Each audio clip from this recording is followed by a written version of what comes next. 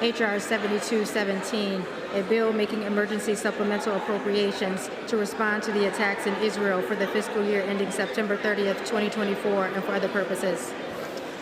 The question is, will the House suspend the rules and pass the bill? Members will record their votes by electronic device. This is a 5-minute vote. On this vote, the yeas are 250, the nays are 180. Two-thirds not being in the affirmative, the rules are not suspended, and the bill is not passed. Republicans have rejected a bipartisan bill that would accomplish exactly what they have asked for. While declaring that bill dead on arrival in the House, the majority has opted to consider a bill that we know the president will veto. This is a political stunt that makes it less likely that Israel gets its funds while endangering U.S. national security.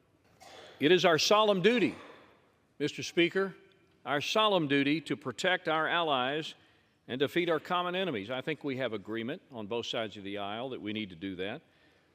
October 7th, 2023, Hamas launched a brutal attack on our friends in Israel, and we've all seen the carnage and the assessment of damage and the terrific loss of life in Israel.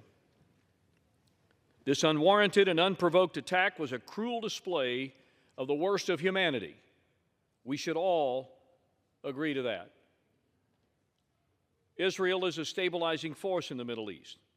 It has to be supported at all costs.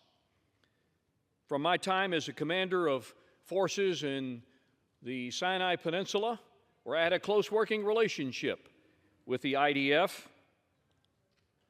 to my time as a member of Congress in this important subcommittee, I've always been a strong supporter of Israel and will continue to advocate on its behalf. This $17.6 billion appropriated will save Israeli lives. It'll work to defeat Hamas terrorists.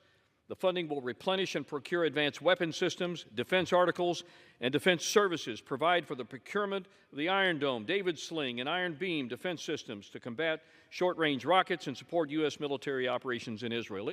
After months of waiting, I won't hesitate to vote for Israel's defense in this moment of crisis. But I'm enraged that Republicans are playing political games, caving to Trump and the extreme fringe of their party at the expense of our most sacred national obligations. They cynically pound the table about Iran, but they're suddenly blind to Putin's wrath in Ukraine and deaf to Xi's threats against Taiwan. They callously disregard the humanitarian tragedy facing Gazans, who are also victims of Hamas, eroding our credibility and undermining future prospects for a just and lasting peace. And I just can't understand why my Democratic colleagues, whether you think it's political or not, vote yes. What are you, crazy? I just don't even understand the logic. It's a clean bill. Vote yes.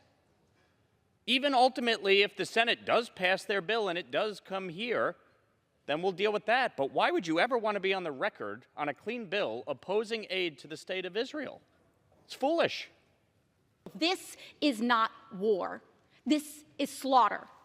And yet, after all this destruction and devastation, the Netanyahu government is still nowhere close to their stated objective of destroying Hamas. Moreover, the United States has our own requirements outlining the transfer of weapons to forces engaged in gross human rights violations. We have a responsibility to honor those laws, to facilitate a bilateral ceasefire, to move to end this campaign of mass casualty and loss of life that risks bringing the entire region closer to a wider, deadlier conflict. Here we go again, sending $17.6 billion U.S. tax dollars with no conditions attached to Netanyahu's extremist government to drop more bombs on innocent Palestinians. The Israeli government has already killed 27,000 people. 11,500 of them were children. I'm tired of my colleagues coming to me whispering, I don't really like Netanyahu. Well, then why are we sending him billions of dollars with no conditions? He literally is telling us over and over again what his intention is. I'm tired of my colleagues coming and whispering to me, Rashida, I support two-state solution. Great. Then send money that conditions for a two-state solution, because Netanyahu has over and over again told us he never wants to see a Palestinian state. So I'm tired. I oppose Netanyahu's war crimes and want him gone too. But many of my colleagues that continue to tell me that do not want to condition the aid. They give it to a genocidal maniac. My message to my colleagues is simple. If you don't support Netanyahu, if you're disgusted by the countless videos of lifeless children pulled out of the rubble, if you actually believe in upholding human rights and international law, vote no on a blank check to Netanyahu's genocide. Lady from Connecticut reserves. Gentleman from California is recognized.